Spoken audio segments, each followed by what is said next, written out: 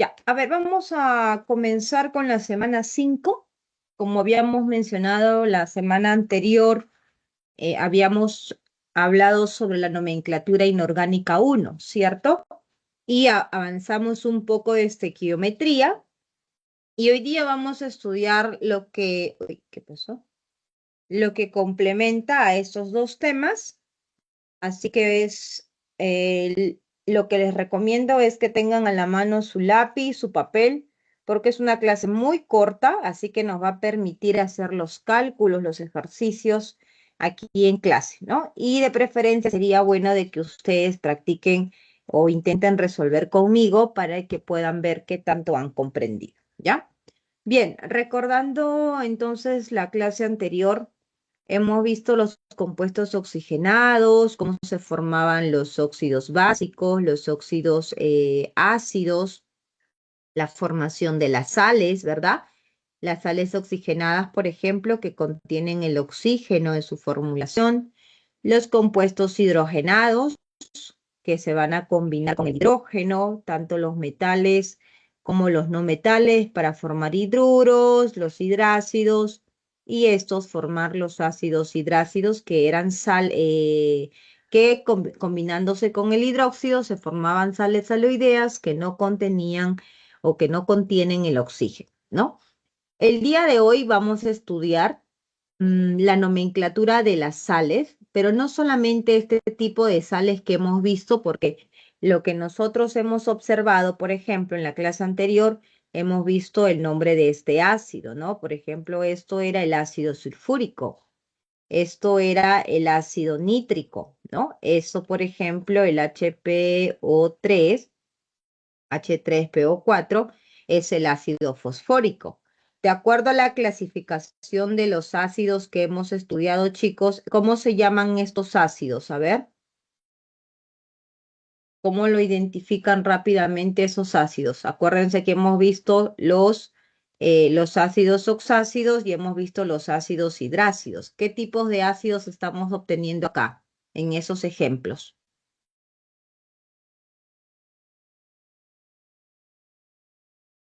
¿Son ácidos oxácidos o son ácidos hidrácidos? ¿Qué son?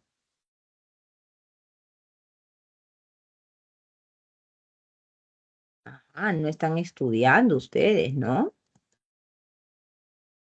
Yo les mencioné en la clase cómo reconozco un ácido oxácido, cómo reconozco un ácido hidrácido. Acuérdate que estos son compuestos hidrogenados y al ser hidrogenados, estos ácidos no tienen oxígeno. Entonces, los ácidos que estás viendo aquí que tienen oxígenos, ellos son los ácidos oxácidos. ¿Ya? Ellos son los ácidos oxácidos. Los ácidos hidrácidos son, por ejemplo, el ácido clorhídrico, el ácido fluorhídrico, el ácido sulfídrico. Ellos son ácidos hidrácidos porque ellos no tienen hidrógeno en su formulación. Por lo tanto, las sales oxisales, ¿no? Como están viendo aquí, por ejemplo, esto es el sulfato de calcio, esto es una sal oxisal, ¿no? Es una sal neutra. Neutra decimos porque no tiene ni ácido ni es básico. Igual aquí, las sales aloideas, como por ejemplo el cloruro de sodio, el bromuro de magnesio, ¿no? Estos también son sales. Estas son las sales aloideas y estas son las sales oxisales y son sales neutras, ¿ok? Son sales neutras que no tienen hidrógeno no tienen ni hidrógenos ni OHs que van a hacer que cambie su pH, ¿no? Que va a caracterizar si es una sal ácida o una sal básica. Esto, chicos, necesitamos tener claro, porque si no está claro todo este diagrama que hemos estudiado, voy a borrar estas flechas porque no se me vayan a confundir. Eh, es importante para que ustedes se identifiquen, porque el día de hoy vamos a estudiar la nomenclatura de estas sales, pero no solamente así como están como sales neutras, sino que ahora vamos a ver, por ejemplo, mira, las sales ácidas. ¿no? ¿Y en qué consiste una sal ácida? Para que ustedes tengan una idea, ¿no? Cuando nosotros hablamos de una sustancia ácida, las sustancias ácidas van a contener el protón de hidrógeno en la estructura. Y cuando nosotros hablamos de sustancias básicas, ¿te acuerdas como por ejemplo los hidróxidos que estudiamos aquí? Aquí están los óxidos básicos, es porque en la formulación encontramos el grupo OH. Por lo tanto, ahora que vamos a estudiar las sales, vamos a ver que si en la estructura hay hidrógeno, vamos a decir que es una sal ácida. Y si en la estructura hay OH, vamos a decir que es una sal básica. ¿Ya, chicos? Así que por favor presten atención.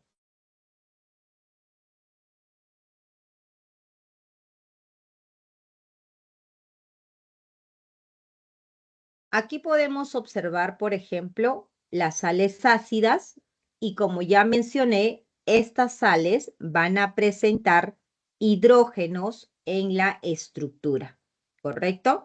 Nos dice, si en una sal queda uno o más hidrógenos que provienen del ácido, la sal va a ser una sal ácida. Y la fórmula que van a presentar estas sales, chicos, mira, va a ser el elemento no metálico, el átomo de oxígeno, el hidrógeno, justo para que nosotros sepamos que es una sal ácida, y aquí adelante viene el metal. Si ustedes observan aquí, es la misma estructura. Aquí nosotros teníamos el metal, que es el calcio, el no metal, que en este caso es el azufre, y los oxígenos. Lo que estamos, y era una sal neutra, porque no tiene hidrógeno y no tiene OH. Lo que estamos incorporando ahora es que aquí ahora va a tener los hidrógenos si fuera ácida o tendrá los OH si fuera básica. Pero la estructura, como vemos, sigue siendo la misma.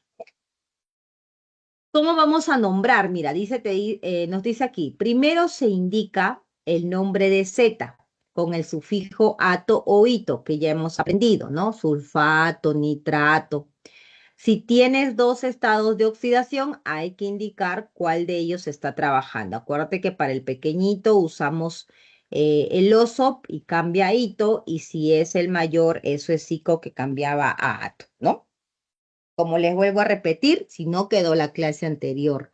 Claro, chicos, aquí van a sentir un poquito perdidos, ¿no? Se van a sentir un poquito perdidos. Así que, por favor, hay que reforzar si es que no quedó claro la clase anterior, ¿ya? Para que esta clase de ácidos, después cuando lo vuelvan a ver, la grabación, puedan entender un poco mejor, ¿no? Luego nos dice, una vez que nosotros ya sabemos si es sulfato, nitrato, nitrito, dependiendo el ato o el hito, ¿no? Porque estos provienen de los oso o ico, en este caso ya solo tú vas a decidir cuál es el que vas a usar. Vamos a colocar, dice, la palabra ácido si tiene solo un hidrógeno. Pero si es que hay dos, por ejemplo, vamos a colocar el término de diácido, ¿no? Ácido si hay uno, diácido si es que hay dos. Y finalmente nos dice el nombre del metal o del catión en su estado de oxidación con el número romano entre paréntesis, ¿no? Por ejemplo, aquí, siguiendo esta regla, entonces, me dice primero, nombra la terminación de ese elemento si es atoíto. Este CO3, por ejemplo. ¿Qué cosa es ese CO3? Aquí está. Ese es el ion carbonato, chicos. ¿Ya? Recuerden, chicos, que estoy mirando el chat, así que si tienen cualquier pregunta, en el chat pueden escribir o abrir sus micrófonos, ¿ya? Este es el carbonato. La segunda regla dice que si hay un hidrógeno, voy a colocar el término ácido. Aquí vemos un hidrógeno, entonces será carbonato ácido. Y finalmente el elemento, en este caso el nombre del metal. Como es el sodio, chicos, ¿en qué grupo está el sodio? A ver, ¿a qué familia pertenece el sodio? Estado de oxidación del sodio.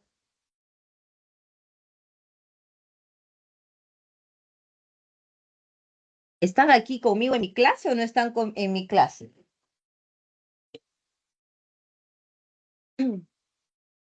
Parece que yo estoy sola.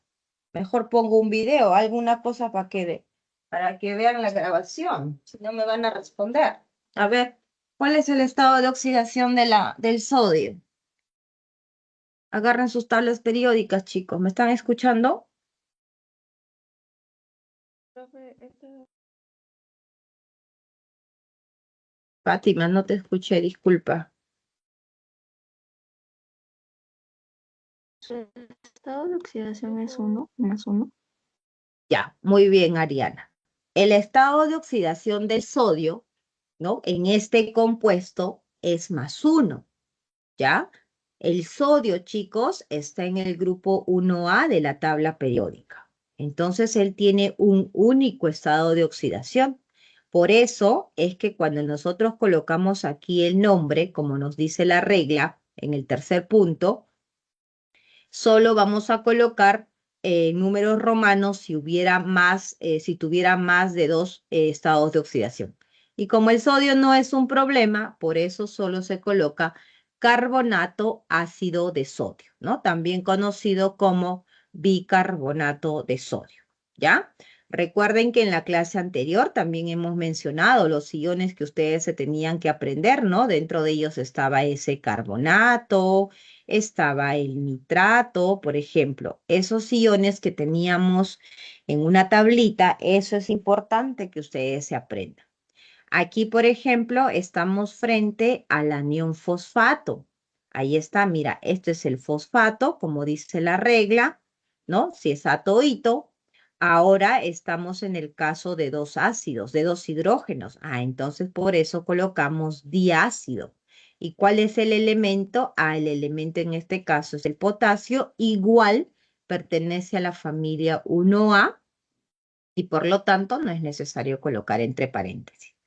Ya chicos, así vamos a nombrar a las sales ácidas. Miren, vamos a trabajar hoy día como el tema es corto. Ya, muy bien a los que han comentado, chicos. Muy bien, Leonardo, 1A, Olenka, muy bien. +1, Olenka, ¿ya? +1. Eh, Voy a terminar de hablar sobre las nomenclaturas ácidas y las básicas y terminando la nomenclatura empezamos a resolver los ejercicios, ¿ya? Para que puedan, como se dice, complementar, reforzar lo que estamos viendo aquí, ¿ya chicos? Porque sí nos va a dar el tiempo, yo espero que sí. Luego tenemos aquí en la parte final dice lo siguiente. En la nomenclatura tradicional a las sales ácidas con un hidrógeno se incluye el prefijo bi cuando pierde la mitad de sus hidrógenos al nombre del elemento central del radical, ¿no? Por ejemplo, ¿qué es lo que nos está diciendo aquí? Cuando nosotros tenemos un ácido, por ejemplo, si tú observas aquí este carbonato, ¿no? Este compuesto, tú tienes que saber que esto ha sido antes un ácido, ¿no? En este caso, este carbonato viene del H2CO3, viene del ácido carbónico. Entonces, ese ácido carbónico, ¿no? Ha perdido la mitad de sus hidrógenos, ha disociado la mitad de sus hidrógenos, o sea, como en total tiene 2 hidrógenos, disoció la mitad, o sea, 1, se quedó de esta manera. Por eso es que aquí la reglita te dice lo siguiente, cuando el ácido, ¿no? Pierde la mitad de sus hidrógenos, recibe el término de bi. Por eso que esto, como se queda con 1, esto era el ácido carbónico, esto se llama bicarbonato, ¿no?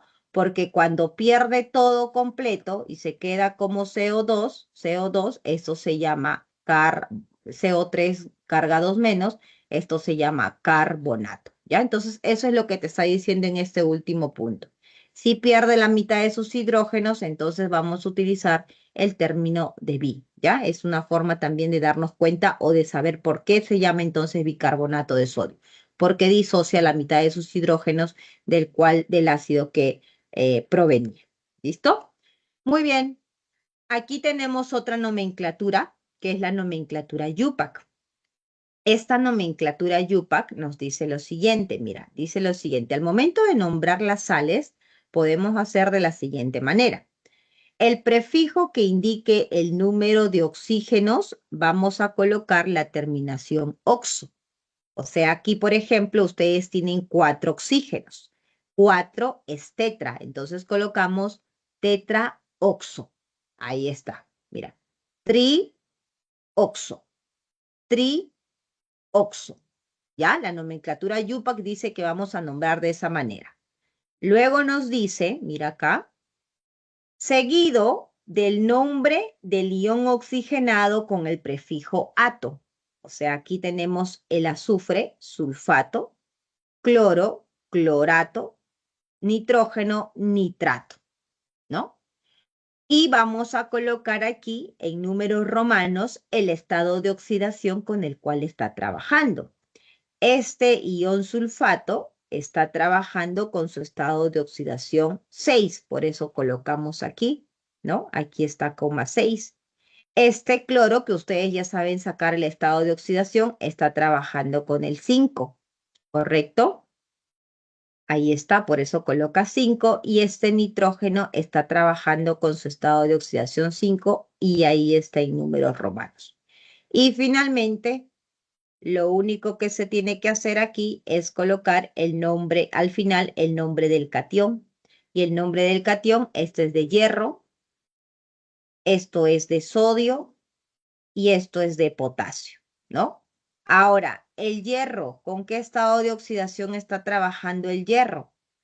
Aquí, si están con dudas, ¿cómo está sacando la profesora ese estado de oxidación? Bueno, ustedes recuerden, por eso les decía que esa tabla de los aniones que vimos en la clase anterior es muy importante, ¿no? A ver, ¿quién se acuerda cuánto es el estado de oxidación, o bueno, la carga de este sulfato? ¿Cuál era la carga del SO4? De todo ese anión, ¿cuál era su carga? -2. Muy bien, -2, ¿correcto? Muy bien, -2. Por lo tanto, uy, ¿qué pasó aquí? Ya. Por lo tanto, si esto es -2, ¿con cuánto estaría trabajando el hierro, chicos?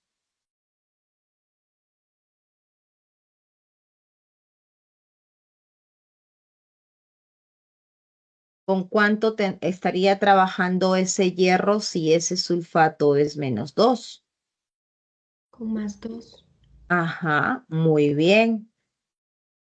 Muy bien, Brisa. Muy bien, Leonardo. Con +2. Y es por ello que ustedes tienen aquí el 2, miren. Porque te está diciendo que ese hierro trabaja con el +2, ¿no? Ahora, si ustedes están en duda, ¿y el 6, profesora, de dónde salió? Entonces ustedes dicen, esto es -2 del oxígeno y acá si quieres le pones X, ¿verdad? Esto ya hemos visto en la clase pasada.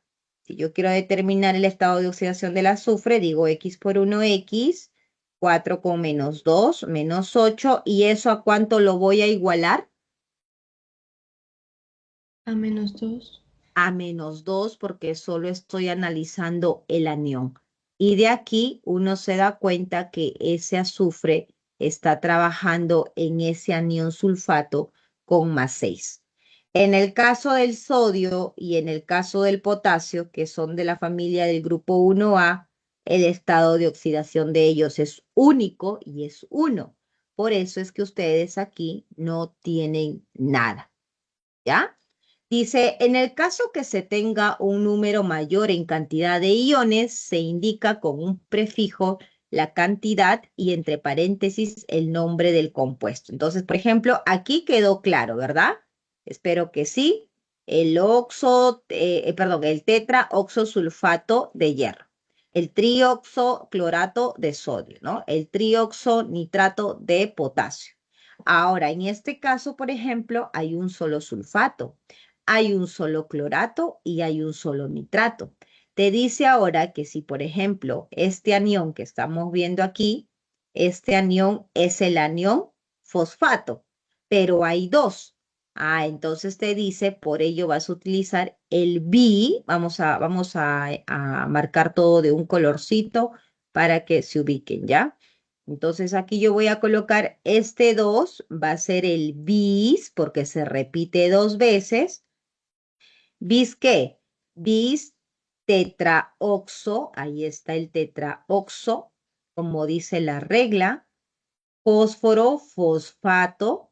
Aquí este ácido fosfórico, ¿no? A ver, vamos a recordar aquí. Profesora PO4, ¿quién se acuerda cuál es su estado de oxidación de ese PO4? Hace poquito lo puse, ¿no? ¿Cuánto era el PO4? Te ayudo, mira, viene del ácido fosfórico. Entonces, ¿cuánto va a ser cuando disocia sus hidrógenos? ¿Cuánto va a ser esta carga aquí?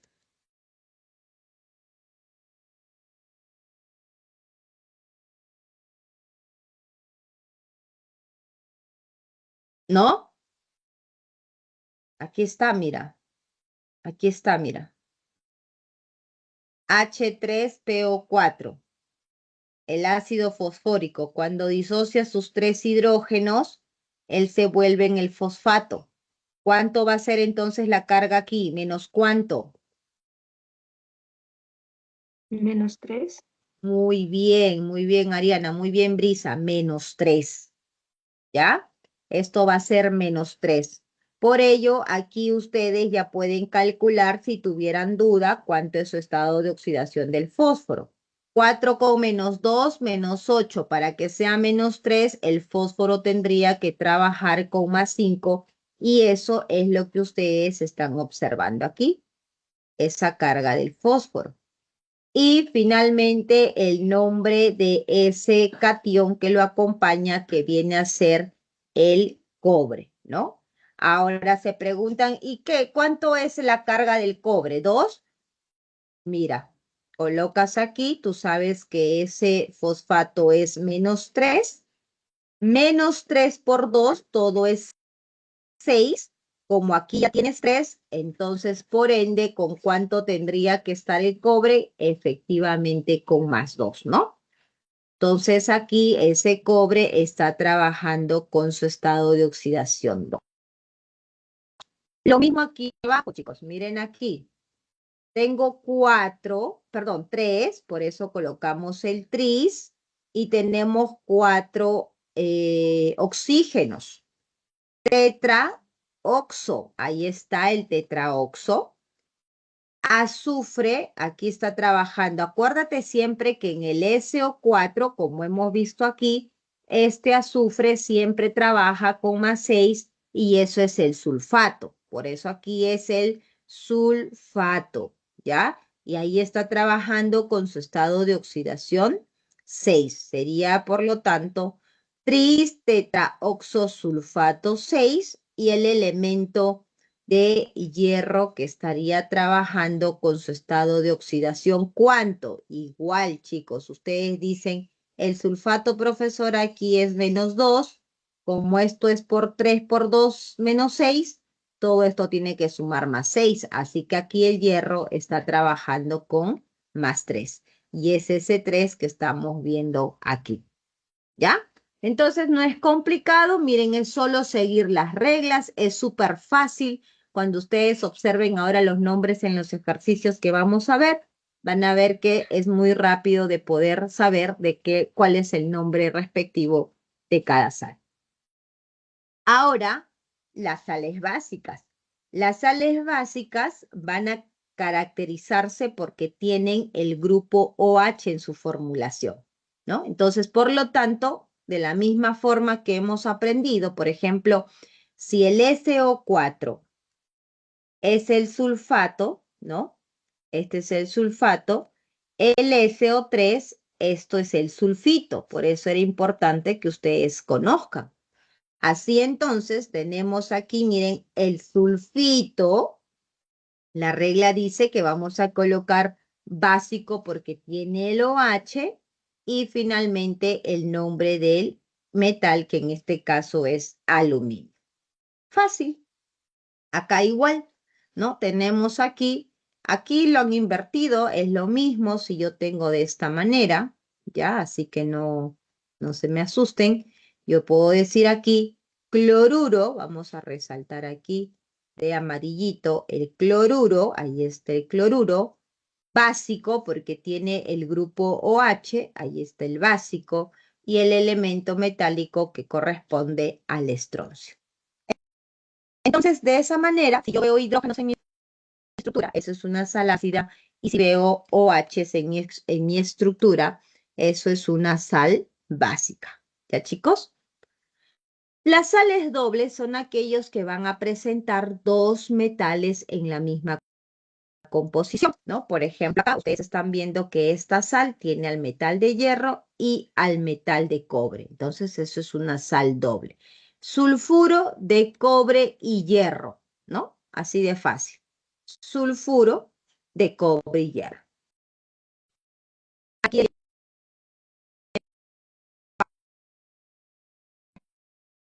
los dos metales que van a darle la característica de una sal doble. Sulfato de sodio y potasio, ¿no? Una sal doble entonces se va a caracterizar porque presenta dos metales. Muy bien, ¿qué son las sales hidratadas? Hidratación, ¿de qué viene el término de hidratación? Seguro que ya lo conocen, ¿verdad? Cuando hablamos de hidratadas, ¿con qué sustancia relacionan rápidamente ustedes, chicos?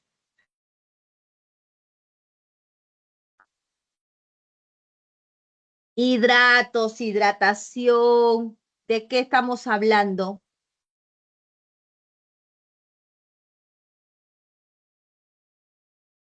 Muy bien, Vicente, de agua, ¿no? Hidratación, hidratos viene de agua. Entonces, como pueden ver, son sales que van a tener en su estructura moléculas de agua. Por ejemplo, acá tiene 5 moléculas de agua. Acá tiene 10 moléculas de agua. Aquí tiene 6 moléculas de agua, ¿no? Ahora, estos compuestos ustedes no se lo van a saber de memoria, ¿no? En el ejercicio les tienen que decir. No es que ustedes le dan una sal y tú vas a saber por obra y magia, ¿no? Ah, ya está hablando de una pentahidratada, tetrahidratada, heptahidratada. No, te tienen que indicar porque no es la única sal que existe con 5 moléculas de agua. Hay sulfatos de cobre que tienen 2 moléculas de agua, hay sulfatos de cobre que tienen 10, que tienen 8, ¿no? Y eso ya depende de la formulación química al momento de la síntesis, eso va cambiando, ¿no? Pero es muy sencillo porque lo único que vas a hacer es colocar el nombre de la sal, mira, sulfato de cobre, ¿ok? Ya esto lo hemos aprendido en la clase anterior, en el cual el cobre trabaja con su estado de oxidación 2, por eso acá se coloca sulfato de cobre 2. Y aquí viene el término de la cantidad de moléculas de agua que tiene. 5, penta, a pentahidratado, ¿no? Aquí también, esto es de sodio, de sodio. ¿Y cuántas de agua tiene? 10. Ah, entonces eso es decahidratado. ¿Te das cuenta? Y el otro es el cloruro de magnesio. Ahí está el cloruro de magnesio y tiene 6 moles de agua, ¿no? Que sería 6 hexahidratado. Así, chicos, facilito. Aquí no hay nada más complicado. Solamente las sales hidratadas nos dicen la cantidad de moléculas de agua que va a presentar. Muy bien. Entonces, antes de pasar al siguiente tema, vamos a ver los ejercicios, ¿ya? Para que ustedes puedan reforzar aquí lo que acabamos de ver. Así que eso significa que ustedes solitos van a decirme ahora cuál es la respuesta a las sales, ¿ya? A ver.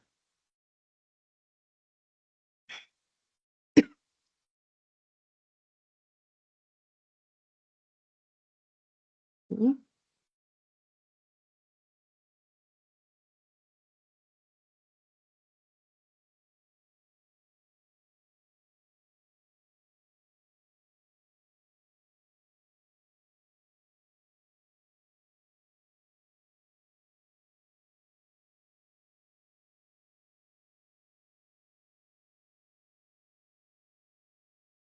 Está súper fácil, ¿ah? Así que espero que todos participen y me respondan ahí en el chat, ¿ya? Listo, miren, pregunta número 1. Nos piden marcar cuál será la alternativa correcta. Tenemos las sales al lado izquierdo y tenemos hacia el lado derecho los nombres de los compuestos, ¿no? A ver, ¿cuál es la clave, chicos? Tenemos, miren, nitrato básico de calcio, clorato básico férrico. La C. Ajá, por ahí dicen la C. A ver, vamos a esperar. Otra alternativa si hay por ahí. ¿O están de acuerdo que es la C? Coloquen ahí en el chat o abran los micrófonos.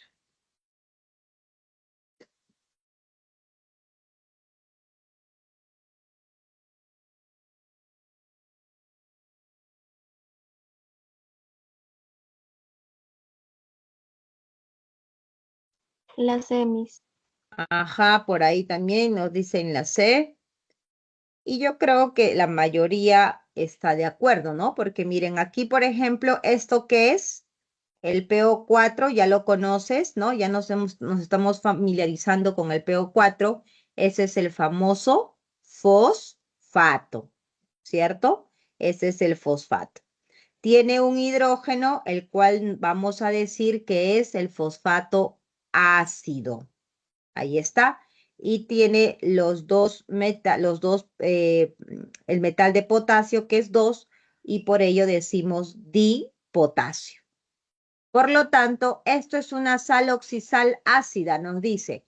¿Cómo ustedes se dan cuenta que ácida? Creo que ya todo el mundo sabe, ¿verdad? Ácida porque tiene el hidrógeno. Pero ¿cómo te has dado cuenta que es una sal oxisal? ¿Cómo nos damos cuenta que es una sal oxisal? Toda sal oxisal que presenta. Hidrógeno. Oxisal, hija, oxisal. Toda sal oxisal que presenta. Toda sal oxisal tiene en su estructura el oxígeno, acuérdate, con la O de oxisal, ¿no? Por lo tanto, aquí, esto sería la alternativa A. Si seguimos aquí, podemos observar el siguiente compuesto es cloro, ¿verdad?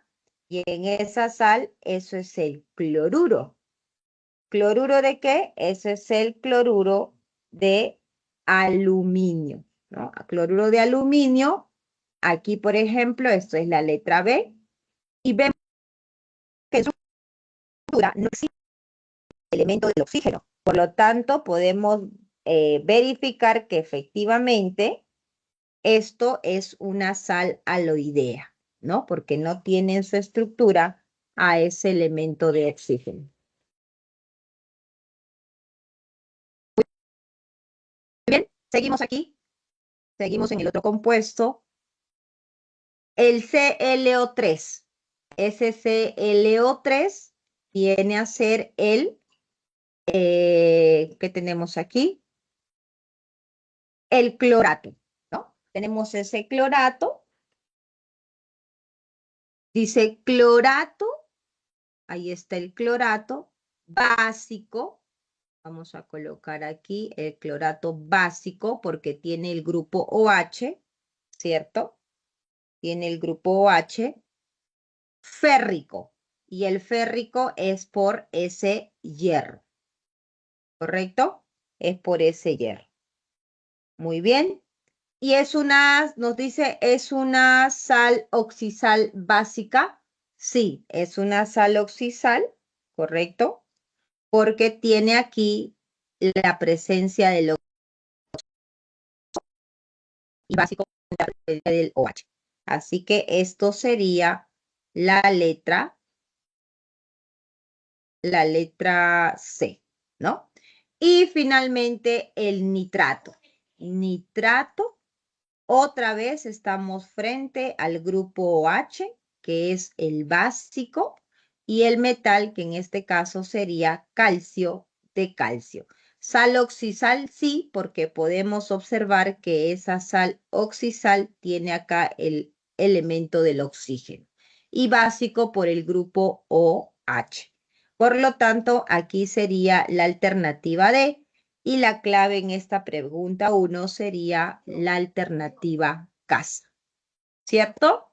Muy bien, Vicente, también, correcto, y a todos los que están participando, ¿ya? Vamos con el ejercicio número 2, chicos. A ver, en la pregunta número 2, ¿qué tenemos en la pregunta 2? A ver, ustedes van respondiendo, ¿ya? Miren lo que dice aquí. La sal básica se forma cuando existe exceso de hidrógeno con respecto a un ácido en una reacción de neutralización, ¿no? Y se forma. Entonces, por ejemplo, cuando nosotros observamos aquí el producto, miren acá, chicos, acá ustedes están viendo la formación de una sal. Pregunto, miren bien la sal y yo les pregunto, ¿es una sal ácida o es una sal básica? ¿Qué me dicen? Básica. Muy bien, es una sal básica porque han identificado la presencia del OH, ¿verdad? ¿Es una sal oxisal o es una sal aloidea?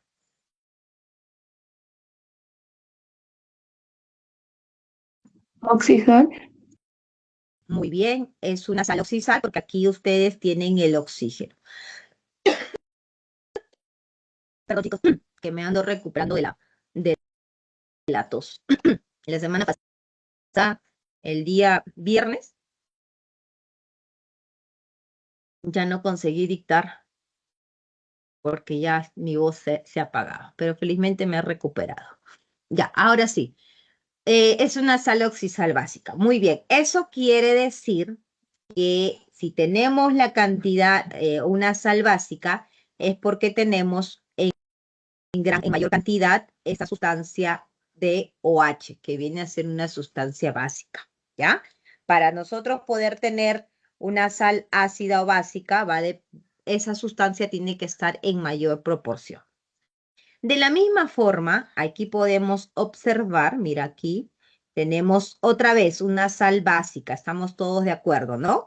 Porque acá tienes el grupo OH y lo mismo es una sal oxisal por la presencia del oxígeno. Así que con ello, vamos, ustedes me responden. Enunciado 1. El compuesto formado en la reacción A, aquí, mira, aquí, es el clorito básico de hierro. A ver, mira, el compuesto en A, esto es el clorito, ya, esto sí, vamos a ver si ustedes me dicen si eso es el clorito, el ClO3. Ese es el clorito. Básico, sí, eso es correcto, ese es básico. De hierro, sí, perfecto. Básico y de hierro, hasta ahí estamos bien. Ahora vamos a ver aquí. Este ion es el ion clorito, chicos. ¿Con qué estado de oxidación está trabajando este ion? Todos los iones del cloro, ¿te acuerdas? Siempre son -1. Todos los iones del cloro. Por lo tanto, aquí vamos a tener -2. Díganme con cuánto trabaja este cloro. Yo no voy a resolver, ¿ah? Yo voy a esperar que ustedes resuelvan. Sabiendo que el cloro tiene estados de oxidación +1, +3, +5 y +7. ¿Con cuánto está trabajando aquí ese cloro? +5. Muy bien, está trabajando con +5. Y recordamos la nomenclatura que para el más pequeñito era hipooso, para el que sigue era oso, para el que sigue era ico y para el mayor perico. Ahora estamos aquí. Por lo tanto, si esto usó ico, ¿cómo se llama este anión? Vamos, chicos, ustedes pueden. ¿El ico pasa como anión a qué? Clorato. Muy bien, esto pasa al ion clorato. Por lo tanto, no es el ion clorito y ese enunciado sería falso. ¿Estamos de acuerdo? Vamos con el enunciado 2, ¿sí? Enunciado 2, ¿qué dice? El nombre del compuesto formado en la reacción B. Ahora vamos a la letra B. Es el clorato. Ya tú ya sabes, acabamos de ver. Sí, profesora, es el clorato. Aquí lo hemos visto. Dibásico, o sea que tienes aquí 2 hidróxidos. Dibásico, sí, correcto. Y finalmente el hierro de hierro. Por lo tanto, ¿qué decimos? Que ese enunciado sí es verdadero. ¿Ok? Y el último enunciado, ¿qué dice el último enunciado? 3. En A, aquí otra vez, el reactante hidróxido férrico, que es este trihidróxido de hierro, se encuentra en menor proporción que el ácido clórico. O sea, nos dice que de este hidróxido férrico hay menos cantidad que el ácido clórico. ¿Eso es verdadero o es falso?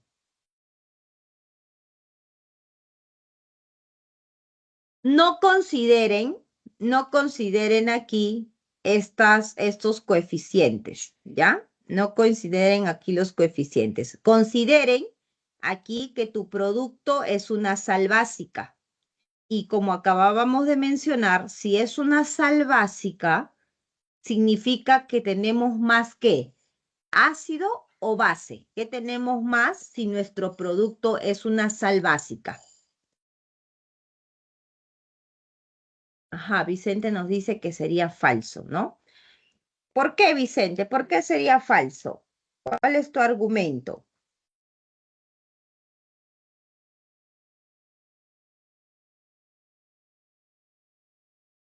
O quien quiera complementar lo que dice su compañero. Su compañero dice que es falso. ¿Por qué sería falso, chicos?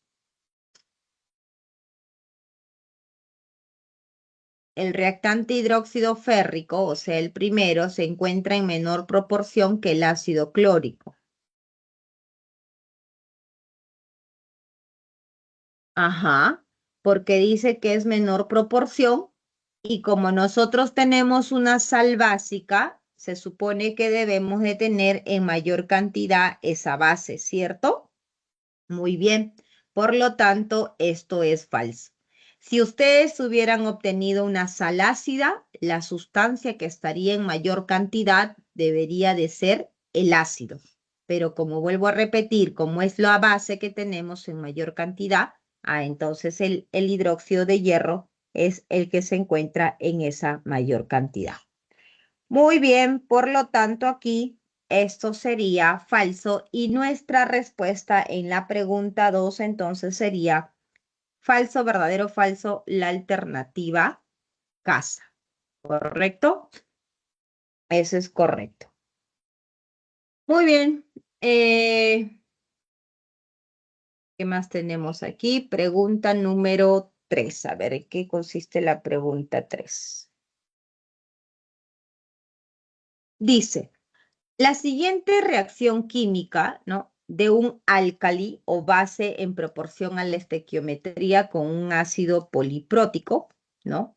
Si no se neutraliza completamente, produce sales ácidas de las reacciones del ácido fosfórico con el hidróxido de potasio y nos muestra las siguientes reacciones. Tenemos la reacción A, ahí está el ácido fosfórico, que es esto de aquí, y tenemos el hidróxido de potasio, que son estos de aquí, ¿ya? Y los productos, ¿no? Los productos aquí que son sales. Acuérdense que cuando tú tienes un ácido y tienes una base o un hidróxido, tú formas aquí sales. ¿Qué tipo de sal estamos viendo, chicos, en ambos casos? ¿Sal oxisal o sal aloidea? Ya lo reconocen, ¿no? ¿Qué sal es? Oxisal. Más Ajá, muy opciones. bien, es una sal oxisal, muy bien, es una sal oxisal. Ahora les pregunto, ¿es una sal oxisal ácida, básica, neutra? ¿Qué tipo de sal están observando?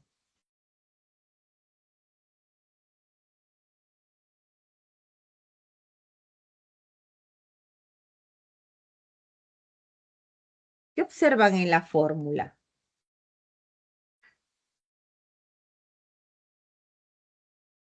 ¿No notan algo extraño aquí, por aquí? No hay OH, ¿verdad? ¿Me están Es entendiendo? Son ácida. sales ácidas, muy bien, son sales ácidas porque en su estructura no es complicado, chicos, en su estructura hay hidrógeno y punto, es una sal ácida. Si ustedes hubieran visto dentro de la estructura el OH, ustedes decían, eso es una sal básica, ¿ya? Dice, al respecto indique la alternativa correcta. El compuesto fosfato diácido de potasio, que es este de aquí, producido en la reacción A, es ligeramente básico. ¿Verdadero o falso?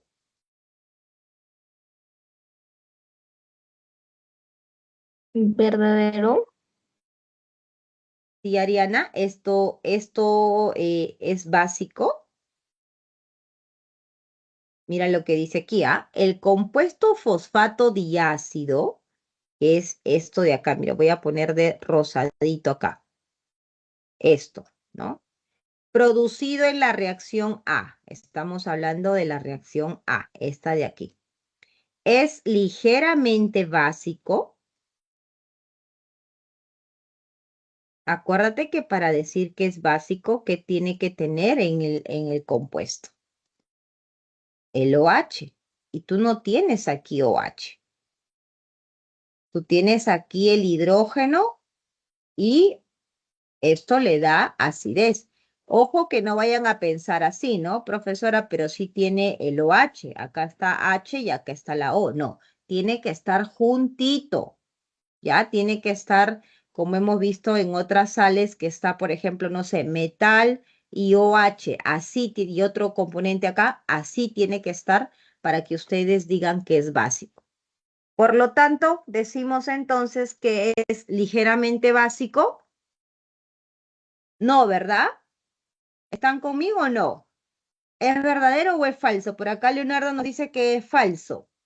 ¿Todos de acuerdo con su compañero? ¿Es falso? El compuesto fosfato diácido, inclusive acá te está diciendo que es ácido, ¿es ligeramente básico? No, esto es falso, ¿ya? Eso es falso. Vamos con el punto 2. ¿Qué dice el punto 2? El compuesto ácido de dipotasio, que es este de acá, K2HPO4. K2HPO4.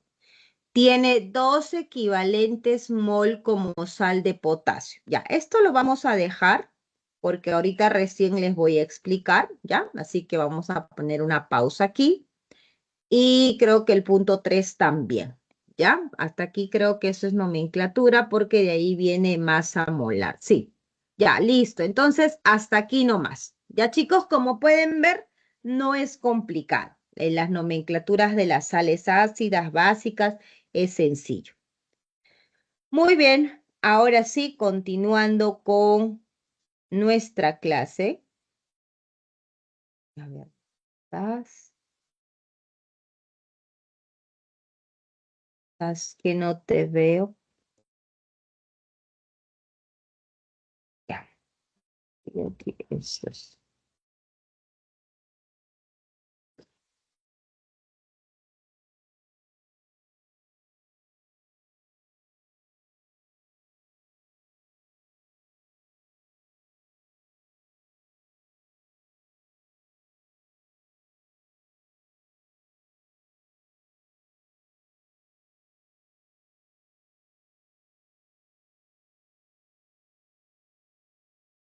Chicos, tienen que ir estudiando. Yo veo que se están relajando, se están olvidando de las cosas que estamos aprendiendo. Tienen que ir practicando los temas, resolviendo para que no se puedan olvidar. Si no, imagínate, la semana que llegue el examen se me van a olvidar todo. Ya les he dicho que solo escuchar la clase no es suficiente, ¿no? Eso es un aporte de que del 30% nada más. Ustedes tienen que, después de escuchar la clase, ustedes tienen que practicar, resolver los ejercicios, ¿no? No sé si a ustedes, semana 5, les he mencionado que en el canal nosotros tenemos soluciones desde el ciclo 2023-2 o 2024-1, 2023-2 creo que tenemos. 2024-1, 2024-2. Entonces, lo que ustedes tienen que hacer es ir allá a la plataforma de YouTube y, por ejemplo, en esta semana 5, ¿no? Ya, voy a ir a resolver ahora los ejercicios de la semana 5 del ciclo pasado, del ciclo antepasado. Así ustedes van a reforzar, ¿no? Van a complementar todo lo que han aprendido en esta semana, ¿ya? Entonces, por favor, hagan eso. Si ustedes hacen ello, van a poder ver que sí, efectivamente, han entendido la clase y si no consiguen resolver, ustedes van a decir, uy, mira, esto no tengo claro. Y por eso tienen su solucionario ahí, ¿no? Ven el solucionario y con el solucionario ustedes ya pueden decir, ya, así se resuelve, así era, ¿no? Así que hagan eso, ¿ya? No se estén confiando, esperando la última hora, ya después estudio. No, eso es mentira, no se puede estudiar a la última hora tanta información. Ya, a ver aquí.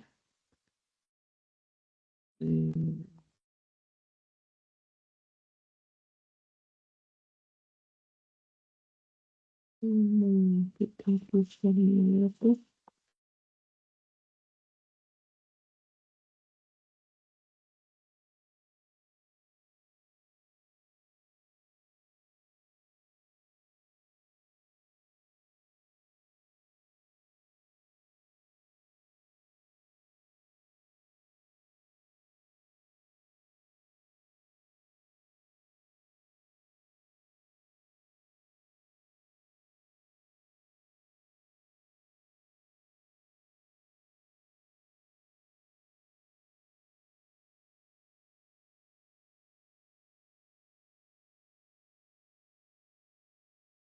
Ya, ¿pueden ver la pantalla? ¿Sí? ¿Me leen? ¿Hola? Sí. Ya, perfecto, gracias. Listo, chicos. Ahora vamos a continuar con la parte de estequiometría, ¿ya? Miren, aquí nosotros vamos a aprender a determinar los pesos equivalentes de cada una de las sustancias a estudiar.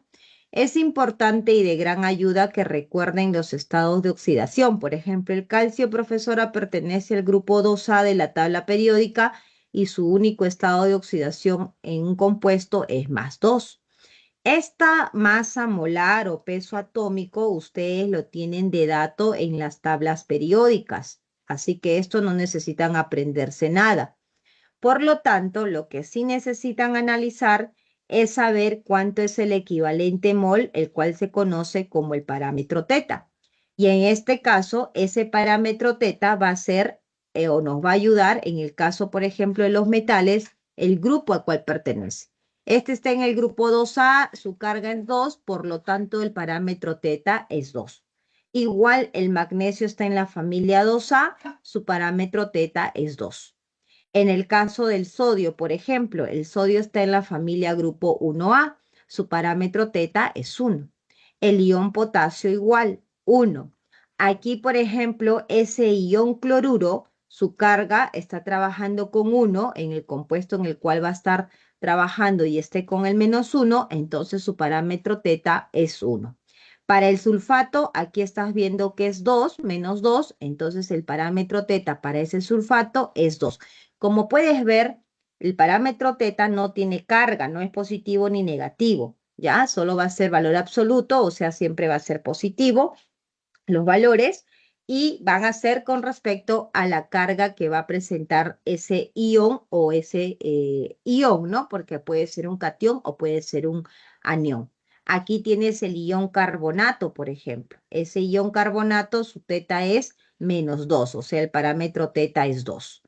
Acá tienes el ion bicarbonato, te está diciendo que la carga aquí es -1, por lo tanto su parámetro teta es 1. Y como ya te mencioné, todos estos valores bien te van a dar de dato o tú los vas a determinar. Si es que estás hablando de un solo elemento, tú vas a tener de información. Pero si, por ejemplo, te dicen, mira, que tiene el sulfato, tú puedes calcular cuánto es la masa de ese sulfato, porque ya hemos estudiado en la clase anterior que esto sería, su masa molar sería, o su peso, su masa molar de todo ese ion sería un azufre, ¿correcto? ¿Con cuántos oxígenos? Con 4 oxígenos. Y de dato vas a tener que el azufre es 32 y que el oxígeno es 16. Y lo único que tú haces es sumar y todo eso, ¿cuánto te va a dar? Te tiene que dar 96. Por lo tanto, conociendo la masa molar del compuesto y conociendo el parámetro teta, tú ya puedes calcular el peso equivalente, ya que ese peso equivalente nos dice que va a ser igual a la masa molar sobre el parámetro teta, ¿no? En el caso de un elemento, solo es su peso atómico, ¿no? Por ejemplo, aquí tú tienes calcio, su masa es 40 y su parámetro teta es 2. Entonces, si tú calculas el peso equivalente del calcio, va a ser 40 entre 2 va a ser igual a 20. Pero si, por ejemplo, ustedes calculan aquí para este sulfato de calcio, ¿cómo sería, profesora, para el sulfato de calcio, que en este caso es con 2 moléculas de agua? Y esto se llama dihidratado, ¿no? Este es el sulfato de calcio dihidratado porque tienes ahí 2 aguas. ¿Cómo calculamos esa masa molar? A ver, chicos, ¿cuántos calcios tenemos? Ustedes ahí en casa mentalmente, ¿cuántos calcios son? 1, profesora, un calcio, muy bien. ¿Qué más sumamos? Tenemos un azufre, mira, un azufre. ¿Y cuántos oxígenos? Tenemos 4 oxígenos por parte de este compuesto de sulfato de calcio, más el agua. Tú puedes trabajar, si quieres así, 2 hidrógenos y un oxígeno, o si quieres sumas todo. ¿Me puedes decir cuánto es el aporte del agua? Sabiendo que el peso atómico del oxígeno es 16 y el peso atómico del hidrógeno es 1. ¿Cuánto pesaría una molécula de agua? 18. Muy bien, 18. Entonces, si tú quieres, lo haces así como estamos haciendo, o si no, dices más 2 veces 18 porque tengo 2 moléculas de agua, ¿correcto? Y ahora sí, ¿cuánto pesa calcio? Calcio, profesor, es 40. Azufre es 32. Toda esa información te van a brindar. 4 oxígenos, 16 por 4, más 2 veces el agua, que son 18. ¿Listo? Y si tú haces ese cálculo, seguro te va a dar el mismo valor que estamos obteniendo aquí. Sulfato de calcio dihidratado 172 y seguro que toda esa suma te va a dar efectivamente 172 para ese sulfato de calcio dihidratado. Y si tú quieres calcular el peso equivalente de ese sulfato de calcio dihidratado, va a ser su masa, que efectivamente es 172, y el parámetro teta va a ser la carga de ese metal, que en este caso es el calcio, ¿correcto?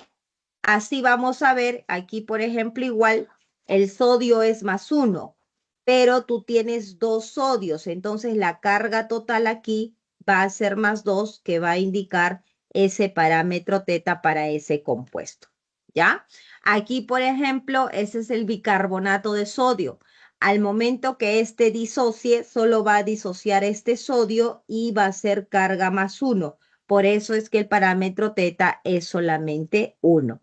Al igual que aquí, carbonato de potasio va a liberar sus 2 potasios. Como cada potasio es más 1, la carga total sería más 2 y el parámetro teta es igual a 2. Y vuelvo a repetir, ese peso equivalente solo sería la masa molar entre el parámetro teta. ¿De acuerdo? ¿Estamos de acuerdo, chicos? Entonces, yo creo que con esa información ya nosotros podemos calcular la pregunta que estaba faltando, ¿verdad? A ver, vamos a ver la pregunta que estaba faltando, los enunciados. Nos preguntaban sobre las masas, los pesos equivalentes.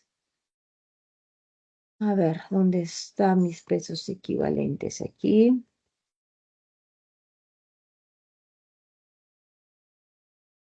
Ya.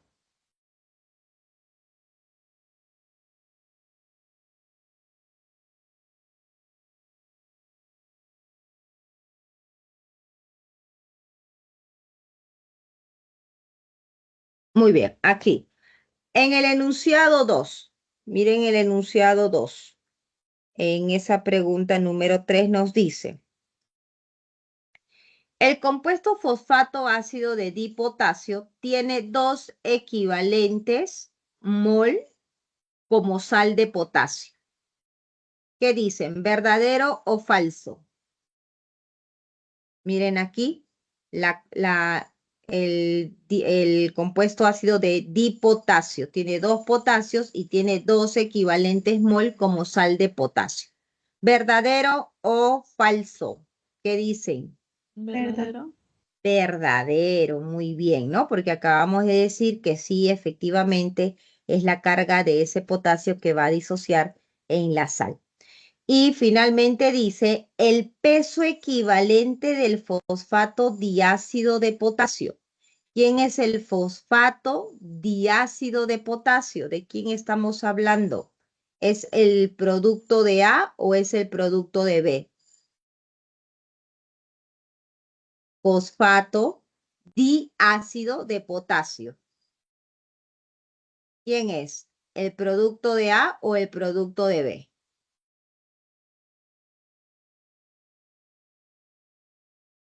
Miren el nombre, analicen, fosfato diácido de potasio. ¿Es A? Es A, ¿correcto? Fosfato, PO4, diácido, quiere decir que hay 2 hidrógenos de potasio. Y esto es ese producto en A.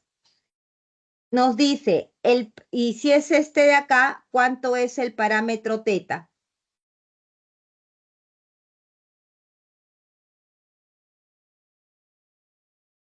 ¿Cuánto es el parámetro teta? ¿Cuánto es el metal que va a disociar? ¿Cuál es el metal que se va a disociar aquí? Potasio, ¿verdad? Entonces, ¿cuánto sería el parámetro teta de ese potasio? La carga de ese potasio.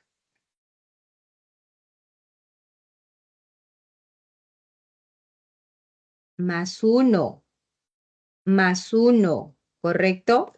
Y si es más 1, te dice su peso equivalente es 136 gramos por equivalente. Calculamos peso equivalente.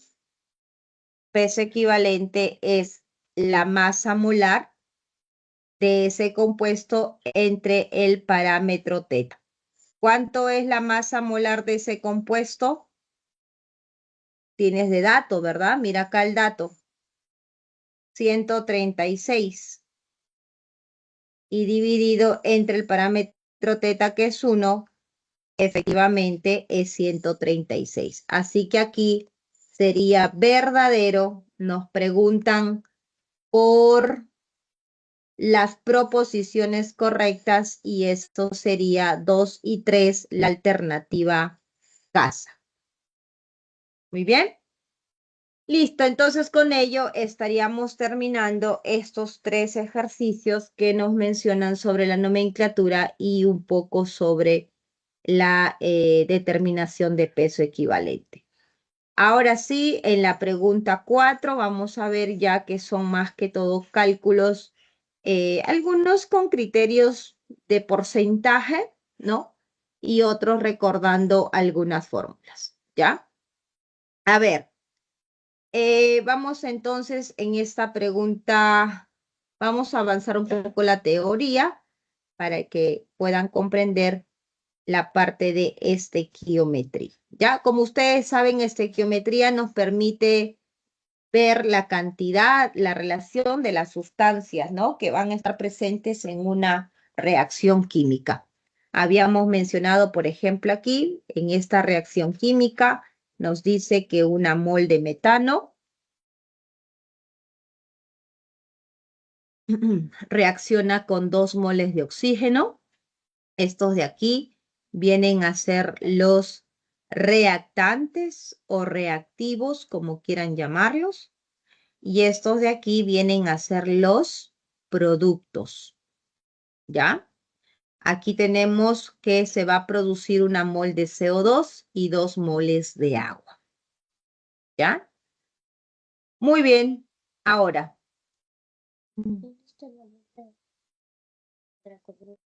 Debe estar por ahí, ¿no? Pregúntale a la mamá. Nos preguntan, dice, ¿cuál es la composición porcentual de los compuestos, ¿no? De un elemento en un compuesto. Ustedes aquí tienen el CH4. Y la pregunta cuando nosotros hablamos de composición porcentual es saber cuánto es el porcentaje de carbono que está presente en este compuesto y cuánto es el porcentaje de hidrógeno en ese compuesto. Y esto es más que todo un cálculo aritmético, ¿no? Yo creo que esto es algo básico. Por ejemplo, si nosotros somos 100 personas en el salón, vamos a suponer, ¿ya? Somos 100, a ver. Y son 40 varones y 60 mujeres. ¿Cuánto es entonces el porcentaje de mujeres, considerando los valores que acabo de mencionar? Somos 100 en la clase, 40 varones, 60 mujeres. ¿Cuál es el porcentaje de mujeres? ¿Cuánto sería? Hijo, tráeme un papel, por favor. Chicos, esto es algo básico. Somos 100 en la clase, son 40 varones, 60 mujeres. ¿Cuál es el porcentaje de mujeres? No me asusten, ¿ah? 60%. Ya, por favor. Por eso les he puesto 100, para que sea más fácil, ¿no? Porque si les ponía, somos 85, 23.5 y ahí se complica la cosa. Muy bien, entonces, ¿y cómo nosotros sabemos ello? Porque lo único que tenemos que hacer para nosotros determinar el porcentaje de un elemento es colocar la masa de ese elemento sobre la masa del compuesto, ¿no? La masa del compuesto y todo ello multiplicar por 100. Simplemente eso es nuestra fórmula, ¿no? De esa manera uno ya puede saber de cuánto es ese porcentaje. Aquí tenemos el CH4. El aporte de ese CH4 es un carbono más 4 veces el hidrógeno, ¿no? Según su fórmula. Y cada átomo de carbono es 12, como pueden ver aquí, 12 gramos, y cada átomo de oxígeno es 1. O sea que el carbono aporta 12 gramos y el hidrógeno, perdón, no oxígeno, y el hidrógeno aporta 4 gramos de hidrógeno, siendo un total del compuesto del CH4 total pesa 16 gramos. Esto sería la masa del compuesto. Estamos todos de acuerdo, ¿verdad? Así que si yo quiero ahora saber cuánto es el porcentaje de carbono, tendría que colocar la masa del carbono sobre la masa total, la masa del compuesto, y todo multiplicado por 100. Así de fácil, chicos. ¿Cuánto tienes de carbono? Profesora, de carbono tenemos 12 que aporta sobre el total, que es 16 gramos multiplicado por 100. ¿Cuánto sale ese porcentaje, chicos? A ver, para que no se duerman, ¿cuánto sale ese valor? Ya ustedes me van a decir, yo no voy a calcular. Y lo mismo aquí para el hidrógeno. Sería la masa del hidrógeno entre la masa total del compuesto y todo multiplicado por 100. ¿Cuánto es la masa que aporta el hidrógeno? El hidrógeno está aportando ¿cuánto? 4 gramos con respecto al total. ¿El total cuánto era? 16 gramos y todo multiplicado por 100. Ahora sí, ¿cuánto salió aquí? ¿Cuánto es el porcentaje de carbono en SCH4? ¿Con cuánto aporta el carbono? 75%. 75%. Listo, muy bien. 75%. Eso significa que aquí es 25%, ¿verdad? ¿Y cómo supo, profesora? Porque se supone que si está formado por carbono e hidrógeno, el total siempre tiene que ser 100. Entonces, si ustedes me están diciendo que carbono aporta con 75, es claro que el otro elemento, que es el hidrógeno, estaría aportando con lo que falta. Así de facilito calculamos el porcentaje o la composición porcentual, ¿ya? No es nada difícil, es súper fácil. Ahora sí, presten atención porque vamos a estudiar fórmula molecular y fórmula empírica. Voy a hacerlo más sencillo, así que necesito que prestes mucha atención. Una fórmula molecular es un múltiplo de una fórmula empírica. Por ejemplo, C6H6 corresponde a una sustancia que se llama benceno. Es un ejemplo. Ustedes pueden simplificar, sí, yo puedo simplificar, y al simplificar, mira, ese compuesto se queda como CH. Como ya no se puede simplificar más, eso se llama fórmula empírica. Igual acá, ustedes tienen el butano C4H10 y ustedes pueden simplificar, sí. Entonces, al simplificar, eso es mitad, mitad, C2H5. ¿Puedes simplificar más? No, no puedes. ¿Ok? Entonces, lo que ya no se puede simplificar se conoce como fórmula empírica. Eso quiere decir que cuando yo multiplico la fórmula empírica, mira, la fórmula empírica multiplicado por un factor K, que es lo que están viendo acá, nos va a dar la fórmula molecular. Aquí, por ejemplo, tú simplificaste entre 6, entonces ese valor de K es 6, ¿no? Porque tú multiplicas la fórmula empírica por 6, la fórmula empírica es C1H1, por 6 sería C6H6 y tienes la fórmula molecular. O sea que, en otras palabras, es clave que ustedes sepan determinar la fórmula empírica. Esto es importante que ustedes sepan determinar. Fórmula empírica. Y eso es lo que vamos a aprender ahora a calcular a partir de ciertos pasos que tenemos que seguir. Una vez que tú tienes la fórmula molecular, perdón, la fórmula empírica, recuerda que solo multiplicas y ya tienes la fórmula molecular. ¿Ya? Por lo general, a ti te van a dar esta información como dato, la fórmula molecular de la sustancia, para que puedas saber por cuánto vas a multiplicar, que es ese factor K. Son prácticamente 3 pasos o en algunas ocasiones hasta 4 pasos. Miren aquí, préstenme mucha atención porque esto pareciera complicado, pero esto es una secuencia. Si tú tienes claro paso 1, paso 2, paso 3, se acabó. El problema sale rapidito. Así que terminando esta explicación, tenemos ejercicio ahí en clase y vamos a ir a resolverlo. O mejor dicho, ustedes van a intentar resolver. ¿Ya? Miren aquí, nos dice lo siguiente. Se tiene un combustible que presenta 84.21% de carbono, 15.79% de hidrógeno. Y su masa molar es 114 gramos por mol. Te dije que te daban generalmente la masa molar del compuesto, ¿verdad? Ya, esto es esa masa molar. Ya, no te olvides. Determine la fórmula molecular. Muy bien. Profesora, yo sé que la fórmula molecular, voy a escribir por aquí, la fórmula molecular es K veces la fórmula empírica, ¿verdad? Sí. Y yo tengo que ir ¿por quién? Tienes que ir en busca de tu fórmula empírica. Muy bien. El primer paso que tú vas a hacer es asumir que tú tienes 100, porque como mencioné en el ejemplo anterior de varones y mujeres, si yo tengo 100 y me dicen que tengo 20, tengo 100 animalitos y 20 son ovejitas, entonces el 20% son ovejas. Tengo 30 de perritos, entonces el 30% son perritos. Facilita mucho la cuenta con 100, por eso es que vamos a asumir siempre que tenemos 100 de la sustancia. ¿Para qué? Porque al decirnos que tenemos 84,21 de carbono, quiere decir que si tenemos el total 100, 84,21 pertenece a los gramos de carbono, ¿correcto?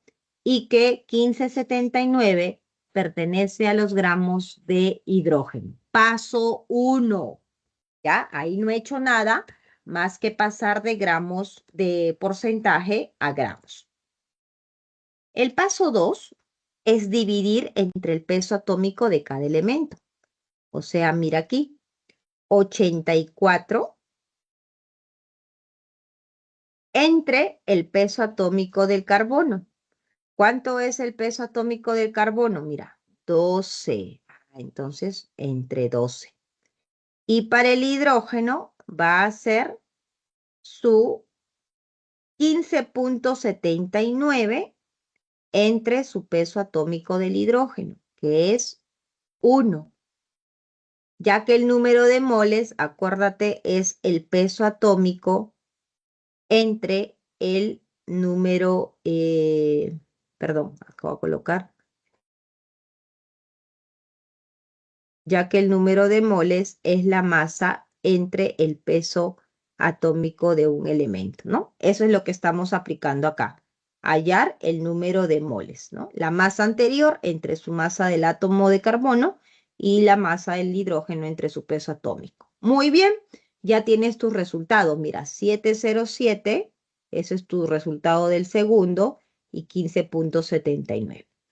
El tercer paso, como puedes ver aquí, vas a dividir, vas a volver a dividir, mira algo práctico, te voy a poner aquí, entre el menor valor, ¿no? Entre el menor valor anterior. ¿Cuál es el menor valor anterior? El menor valor anterior, profesora, es entre 7 y 15, es el 7. Ya, entonces divides este valor que estás viendo aquí, los dos en cajitas son estos, entre el menor valor. Perdón, su menor valor es este. Ahí está, mira, lo dividimos a los dos. Muy bien, y ya tenemos nuestro resultado, que es 1 y 2,5. Entonces, si estos valores, un ratito chicos,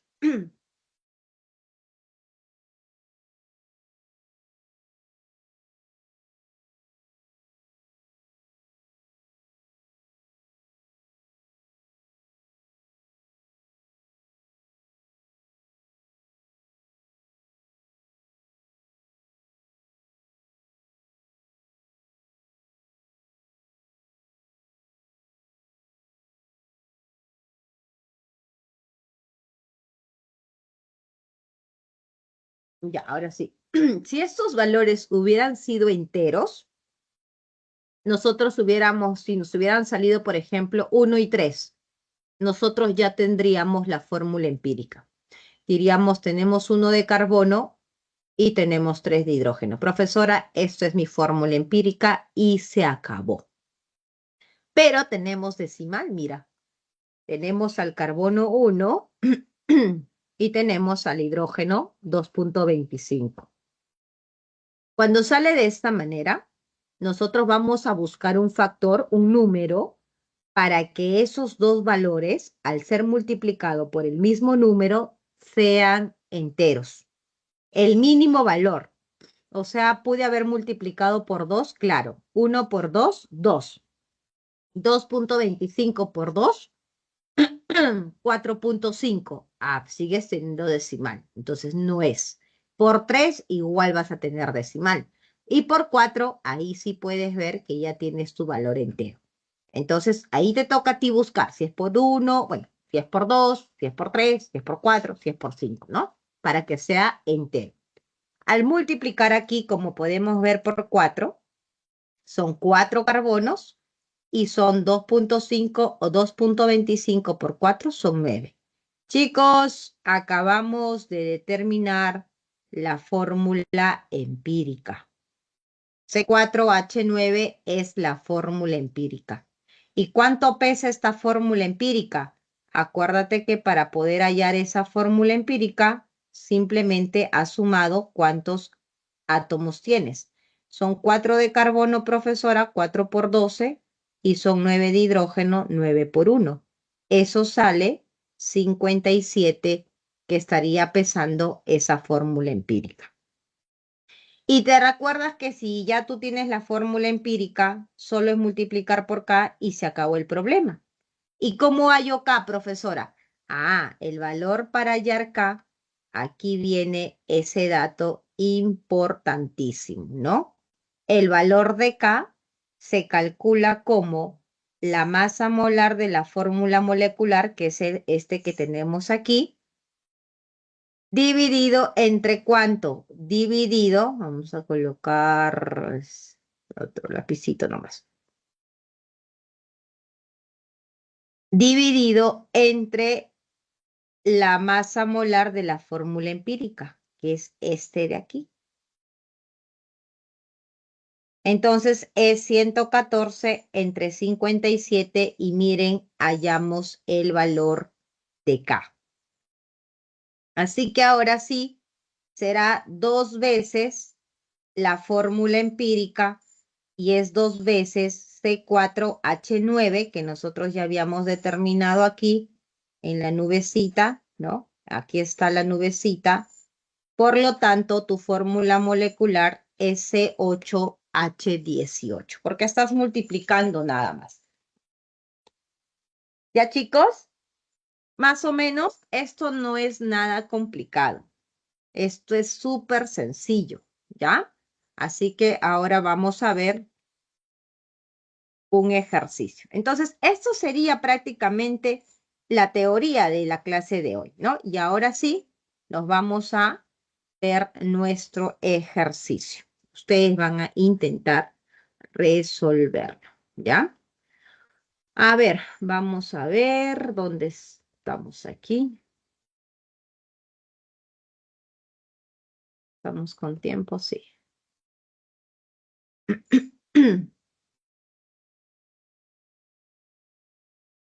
Ya, esto voy a priorizar ahorita fórmula empírica porque quiero que practiquemos juntos. Ya, esto vamos a verlo después, el ejercicio de la fórmula empírica. ¿Cuál es? Esto es masa. O no tenemos, creo, fórmula empírica. Ah, acá está, fórmula empírica. Aquí está, en el ejercicio 7, ¿ya? Vamos entonces, a ver, todos juntos ahí con sus lapiceros, sus hojitas, y empezamos a hacer las cuentas, ¿ya? Vamos conmigo, ¿ah? Dice lo siguiente. A ver, practiquemos fórmula empírica. Se solicita en un laboratorio de química analítica investigar sobre un cristal incoloro, o sea que no tiene color, inodoro, que no tiene olor, soluble en agua, con un sabor ácido. Es un ácido orgánico con propiedades antioxidantes y su composición porcentual del compuesto desconocido es, comenzamos, atención, 41,0% de carbono, 4% de hidrógeno y 55% de oxígeno. Hallar la fórmula verdadera del compuesto desconocido, o sea, nos están pidiendo la fórmula molecular, sabiendo que su masa molar, tú ya sabes, ¿no? La masa molar, esto es del compuesto, es 176. Muy bien, primer paso, ¿qué hacemos? A ver, primer paso, ¿qué hacemos? Yo voy a hacer lo que ustedes me dicten, así que abran sus micrófonos o escriban en el chat. ¿Qué hacemos primer paso? ¿Qué tenemos de información? Rapidito. Poner que son 100 gramos de compuesto. Muy bien, asumir que son 100 gramos del compuesto. Significa entonces que ¿cuánto tenemos del carbono? Muy bien, Leonardo. ¿Cuánto sería del carbono? 41. Muy bien, efectivamente, 41% es 41 gramos de carbono. ¿Cuánto tenemos de hidrógeno? 4 gramos. 4 gramos, muy bien. ¿Y de oxígeno?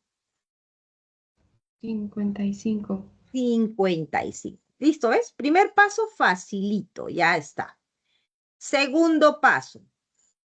¿Qué hacemos aquí? Voy a borrar esto para que nos ganemos espacio. A ver, vayan calculando el segundo paso, ¿ah? Mientras que voy colocando aquí abajito. Primer paso, o acá arribita, asumir 100 gramos. Listo. Ahora sí. Segundo paso. ¿Qué es el segundo paso?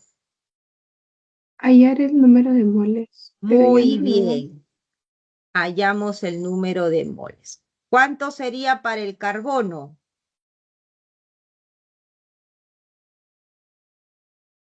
Aquí está, ¿no? Mira, 41 entre 12. Y como dice allí, es 3,42. Luego hallamos el número de moles del hidrógeno. ¿Cuánto sería del hidrógeno? A ver, ¿cuál es el valor del hidrógeno?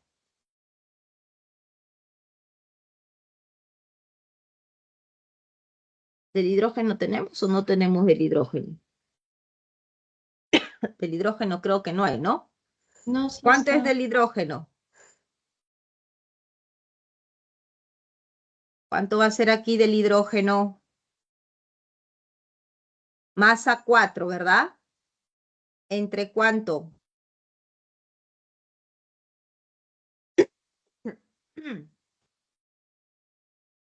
¿Cuánto va a ser? ¿Entre cuánto, chicos?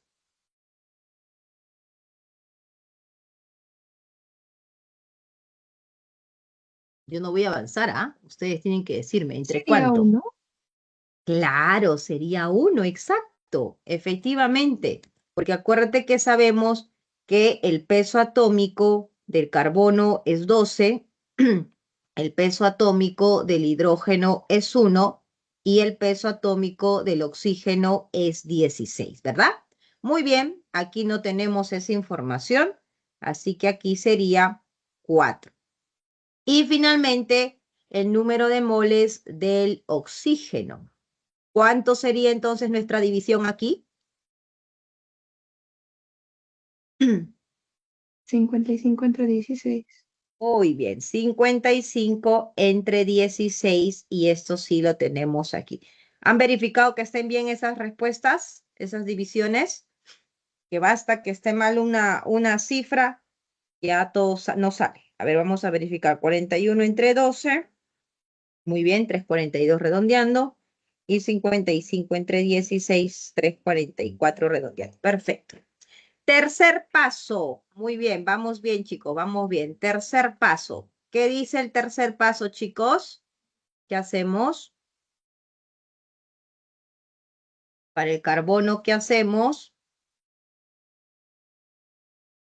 Dividir entre el menor valor del paso 2. Ya. ¿Cuál sería aquí el menor valor de ese paso 2?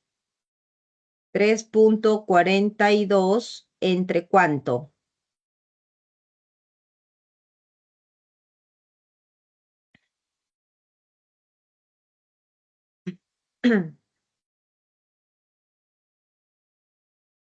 Ahora, aquí un detalle, a ver cuánto es aquí. Voy a sumar estos 55 más 41 más 4, está bien, 100%. Siempre la suma de los compuestos te tiene que dar el 100, ¿no? Eso también hay que verificar porque cuando no suman 100, ahí el detalle, ¿no?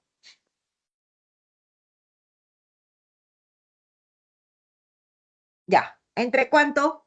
3.42 también es el Sí, menor, ¿no? 3.42 es el menor. Entonces tendríamos que dividir 3.42, 4 entre 3.42 y oxígeno 3.44 entre 3.42. Están medio raros esos números, ¿ah? No sé si van a salir bonitos. A ver, vamos a ver.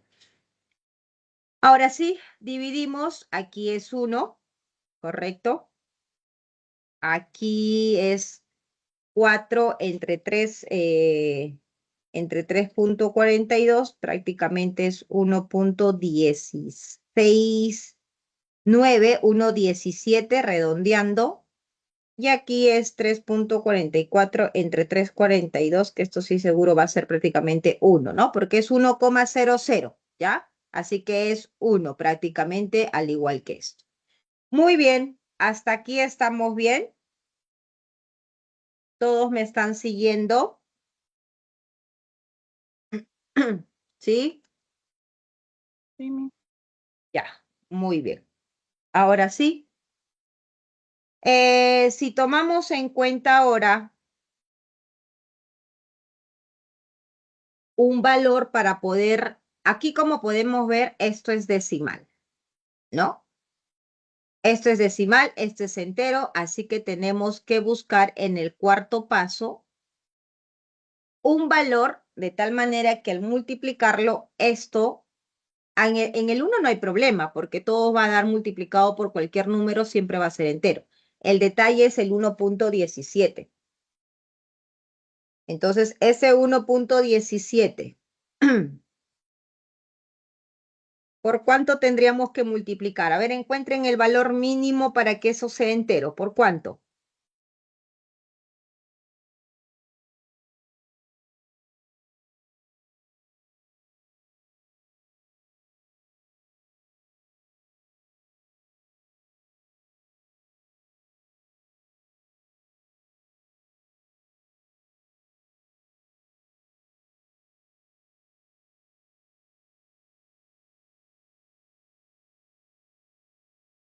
¿Por cuánto?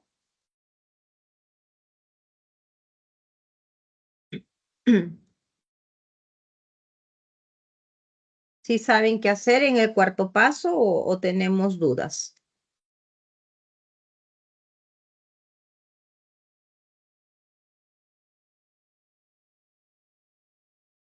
Si multiplicamos por 2, ¿conseguimos entero acá? No, ¿verdad? Multiplicamos por 3, por 4, por 5, eso es lo que les estoy pidiendo. ¿Por cuánto multiplicamos de tal manera que el mínimo valor que vamos a multiplicar va a ser entero? ¿Por cuánto?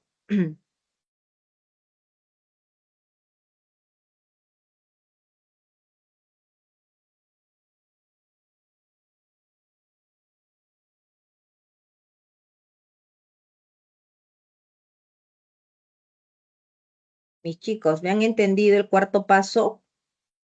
Sí, Miss. Ya. ¿Por cuánto multiplicamos entonces? ¿Qué numerito creen ustedes ahí?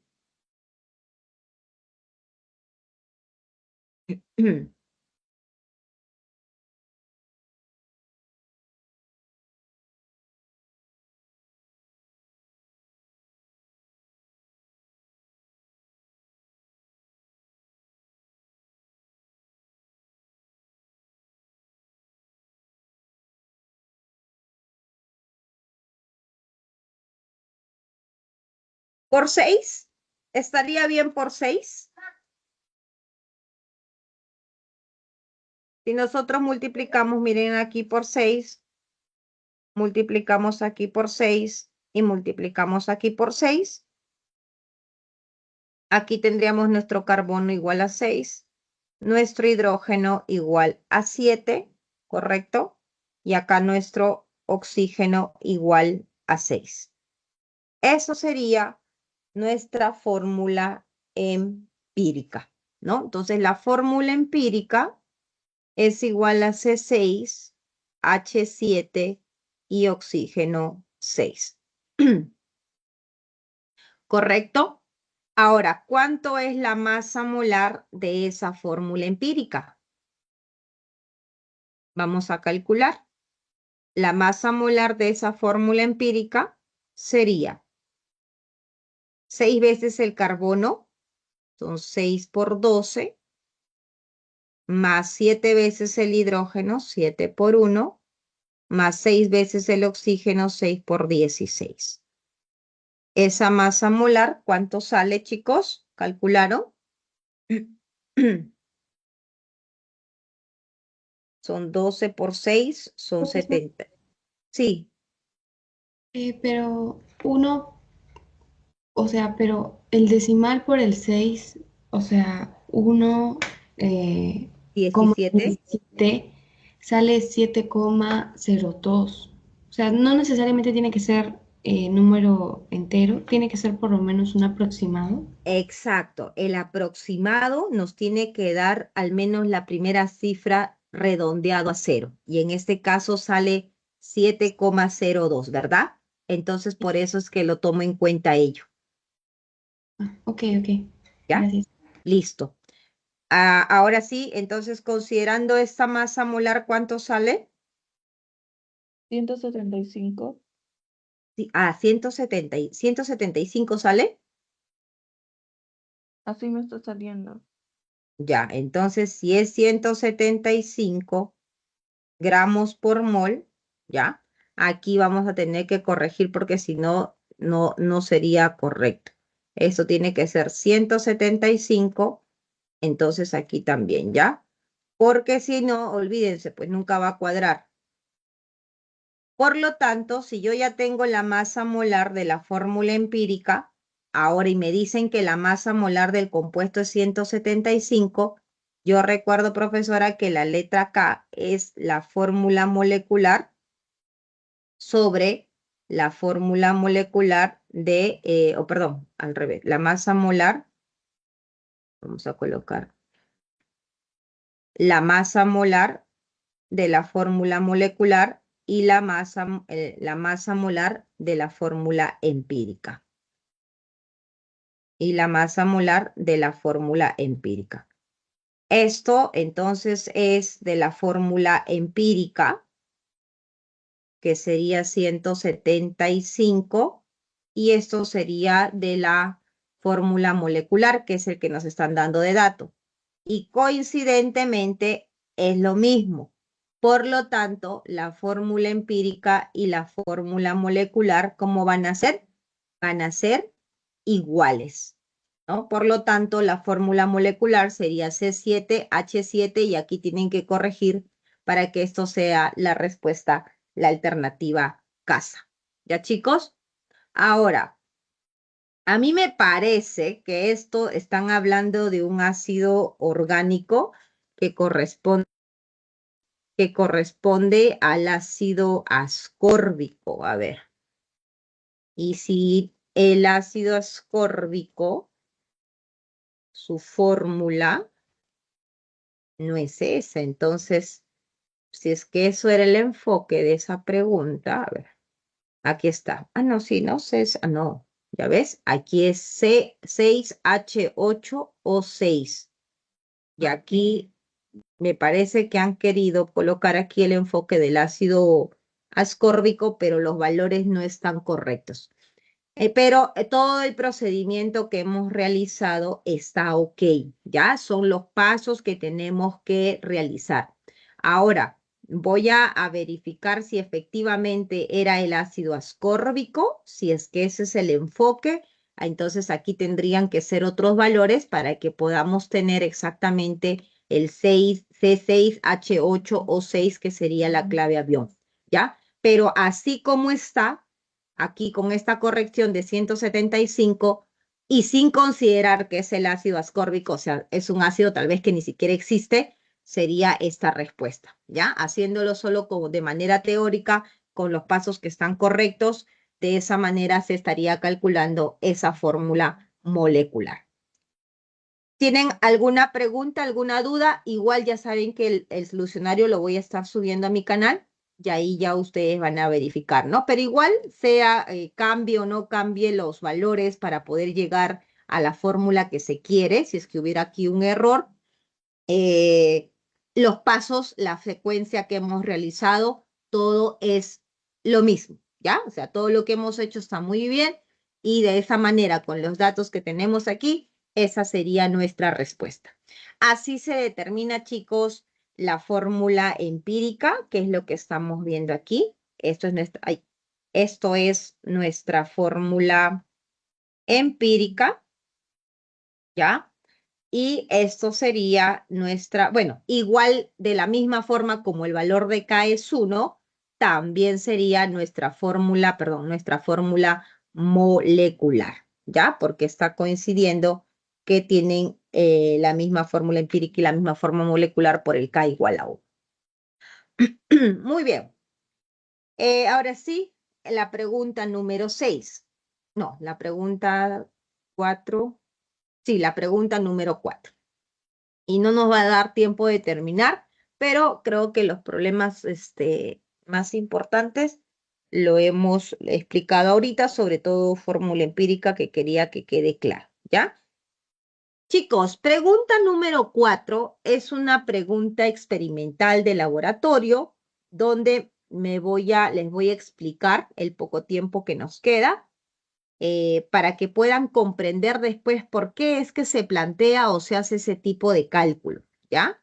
Porque si ustedes no entienden en qué consiste este experimento, pues ustedes no saben de qué están hablando, ¿no? Entonces, esta es una pregunta que se realiza en los laboratorios. Nos dice lo siguiente, miren, las sales hidratadas, ustedes ya saben que las sales hidratadas contienen agua, ¿ya? Son compuestos que contienen agua dentro de su estructura cristalina, pueden tener diferentes colores que las sales anhidras. ¿Qué son las sales anhidras? Por ejemplo, el sulfato de cobre, así tal cual, es una sal anhidra porque no tiene agua. Pero si yo tengo, por ejemplo, sulfato de cobre dihidratado, si tengo pentahidratado, heptahidratado, entonces esto es una sal hidratada. El hecho que no tenga agua, acuérdate que significa que eso es una sal anhidra, ¿ya? Sin moléculas de agua. Muy bien, seguimos leyendo. Tienen diversas aplicaciones en la industria, mantienen la humedad, por lo mismo que tienen moléculas de agua, en los alimentos y prolongar su vida útil. En la formulación de suplementos, perdón, en microbiología, como componentes de los medios de cultivo y en procesos de síntesis química.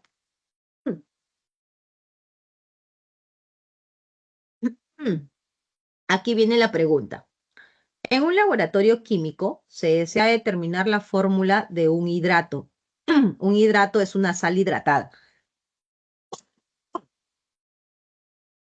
De un hidrato. Por lo que se coloca 1.5 gramos de este compuesto.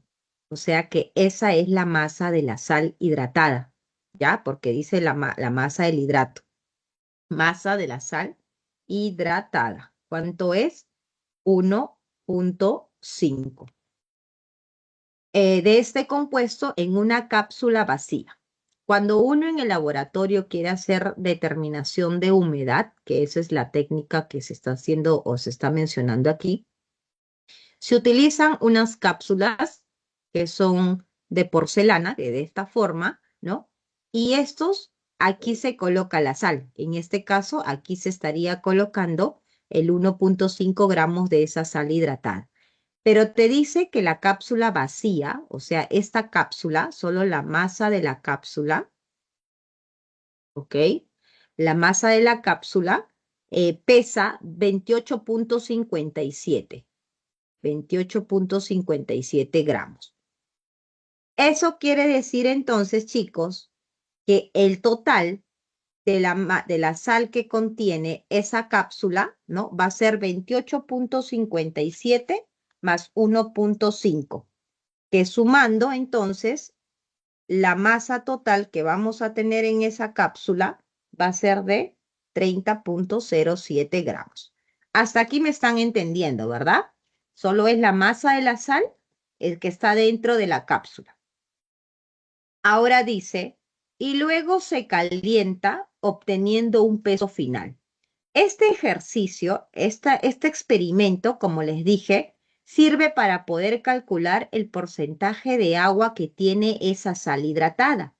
Cuando nosotros calentamos, y no solamente es calentar, sino que hay que llevar a una temperatura superior a 100 grados Celsius.